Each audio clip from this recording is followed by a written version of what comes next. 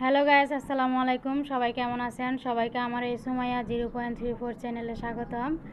Guys, আপনারা আমার চ্যানেলটাকে সাপোর্ট করা মনে হয় কমিয়ে দিয়েছেন। আমার এখন ভিউ অনেক কমে গেছে।